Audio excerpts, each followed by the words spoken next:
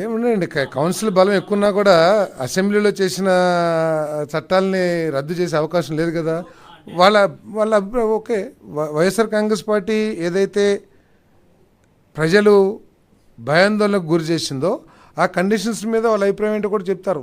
ఎందుకు అధికారులు కాకుండా ఎందుకు ఎనీ పర్సన్ అని చెప్పి వర్డింగ్ వాడాల్సి వచ్చింది, ఎందుకు లోయర్ కోర్ట్స్ ఉన్న పవర్స్ని తొలగించాల్సి వచ్చింది, టైటిల్ రిజిస్ట్రేషన్ ఆఫీసర్కి హైకోర్టుకి మధ్యలో ఎవరు లేకోకుండా ఏ వ్యవస్థ లేకోకుండా ఎందుకు తీసేయాల్సి వచ్చింది, అదేవిధంగా నీతి ఆయోగ్ పెట్టిన క్లాజెస్ నుంచి ఎందుకు డిఫర్ అవ్వాల్సి వచ్చింది, వీటన్నిటి మీద కూడా చర్చ జరిగిద్ది.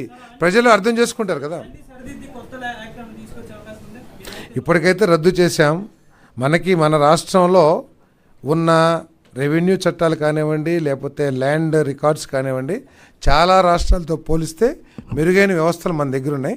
వాటిని ఇంప్రూవ్ చేయాల్సి వస్తే తప్పకుండా పరిగణలో తీసుకుంటాం.